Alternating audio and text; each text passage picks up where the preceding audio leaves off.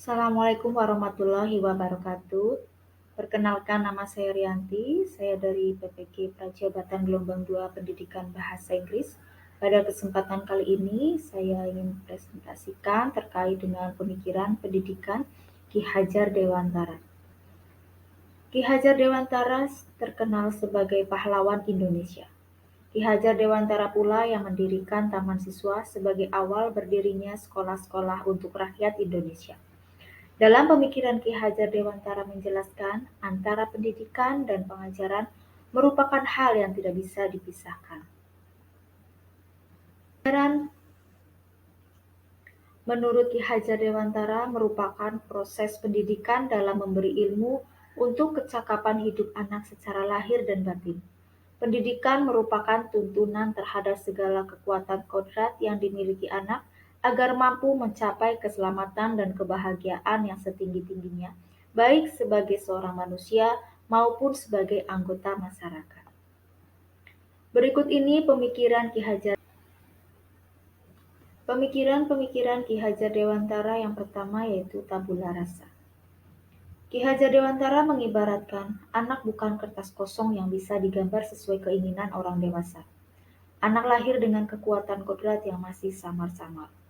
Menurut Ki Hajar Dewantara, setiap anak yang lahir sudah membawa kodratnya, yaitu watak bawaan yang diturunkan dari kedua orang tuanya, namun masih dalam keadaan samar. Maka pendidikan yang menuntun akan memfasilitasi anak untuk menebalkan garis samar-samar agar dapat memperbaiki lakunya untuk menjadi manusia seutuhnya untuk mencapai tujuan pendidikan sejati yaitu memerdekakan manusia. Pemikiran yang kedua yaitu menuntun. Ki Hajar Dewantara menjelaskan bahwa tujuan pendidikan adalah menuntun segala kodrat yang ada pada anak-anak agar mereka dapat mencapai keselamatan. Kita sebagai pendidik berperan seperti seorang petani atau tukang kebun. Peserta didik seperti biji tumbuhan yang disemai dan ditanam oleh petani atau tukang kebun di lahan yang telah disediakan. Peserta didik bagaikan butir jagung yang ditanam.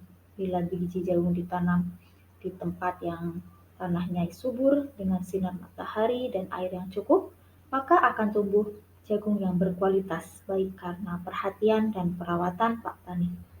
Kemudian Ki Hajar Dewantara menjelaskan pula dalam proses menuntun, anak diberi kebebasan, namun pendidik sebagai pamong dalam memberi tuntunan dan arahan agar anak tidak kehilangan arah dan nantinya akan membahayakan dirinya.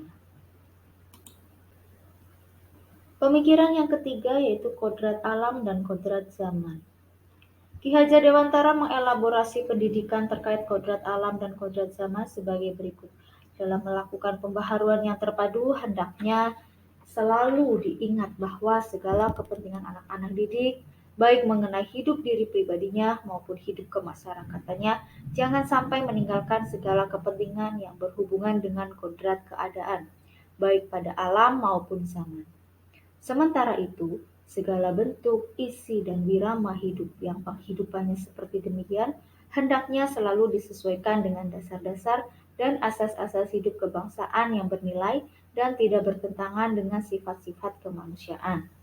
Ki Hajar Dewantara menegaskan bahwa didiklah peserta didik kita dengan cara yang sesuai dengan tuntutan alam dan zamannya sendiri. Artinya, cara belajar dan interaksi peserta didik abad ke-21 tentu sangat berbeda dengan peserta didik di pertengahan dan akhir abad ke-20. Pemikiran yang keempat yaitu budi pekerti. Ki Hajar Dewantara menjelaskan, keluarga menjadi tempat yang utama dan paling baik untuk melatih pendidikan sosial dan karakter baik bagi seorang anak. Keluarga merupakan tempat bersemainya pendidikan yang sempurna bagi anak untuk melatih kecerdasan budi pekerti. Ki Hajar Dewantara juga menyebutkan bahwa keluarga merupakan sebuah ekosistem kecil untuk mempersiapkan hidup anak dalam bermasyarakat dibanding dengan institusi pendidikan lainnya.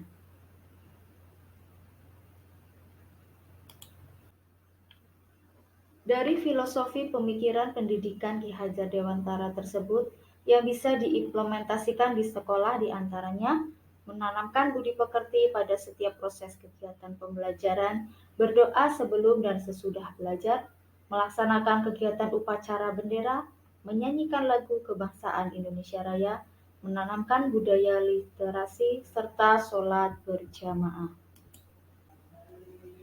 Kegiatan-kegiatan tersebut diharapkan dapat menumbuhkan karakter, budi pekerti, serta tertanamnya profil pelajar Pancasila dalam diri peserta didik. Di antaranya beriman, bertakwa kepada Tuhan Yang Maha Esa dan berakhlak mulia, mandiri, bergotong royong, berkebinekaan global, bernalar kritis, dan kreatif. Demikian pemaparan terkait pemikiran pendidikan Ki Hajar Dewantara. Terima kasih atas perhatiannya. Assalamualaikum warahmatullahi wabarakatuh.